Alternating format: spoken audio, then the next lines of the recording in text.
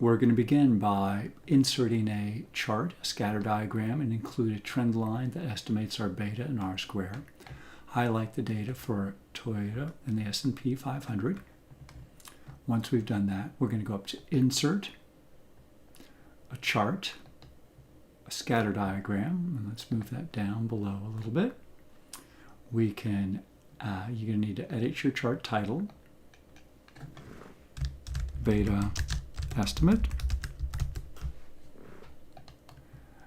We're going to add some chart elements. We're going to add a horizontal axis, which is the market, S&P 500.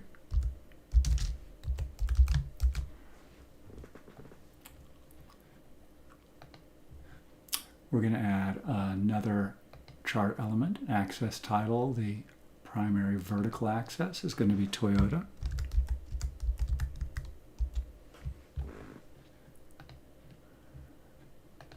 Come down here and move that market down just a little bit. Last thing we're going to do is add our trend line, which will estimate our beta and give us our R square. We go to our hover above our data points. I'm right-clicking, add a trend line. We want to display the equation on the chart as well as the R square. There they are. I'm going to move them up to the top. I'm going to increase the font size on them just a little bit. Make them a little bit more visible. So our estimate of the beta for Toyota is 0.63. We are explaining, our R square tells us 27.7% of the variation in Toyota's return over the past 5 years can be explained by changes in the market return. Next thing we're going to do is we're going to do the same estimates using Excel's slope function as well as its R square function. Then finally, I'm going to want you to run a linear regression model and put your data wherever it says put output here. We're going to go up to data.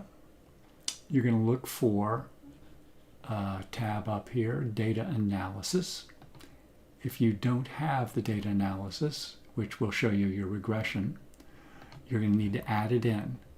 Go to Files, go down to Options, Add-ins, and you want to pick the Analysis Tool Pack. So we're going to go down and make sure we've got that box right there for the Analysis Tool Pack checked. Then we should be ready to go. So data, we're going to do our regression. Our Y input range, our Y, recall, is our dependent variable. We're expecting Toyota's return. I'm going to include the label for Toyota, highlight that row, all the way down to row 61. My X, or independent variable, is the S&P 500. Again, I'm including the title up top. I'm going to indicate that my input had labels. I'm going to specify an output range, and I'm going to put that output range right here in cell, in this case, F53.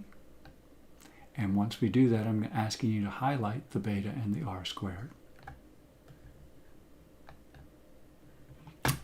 The R squared, there's our 27% explanation, and our slope coefficient of Toyota against the S&P 500 is our 0.63. Once you've done that, just answer the questions, and you need to do that for NVIDIA and the Vanguard Balanced Fund.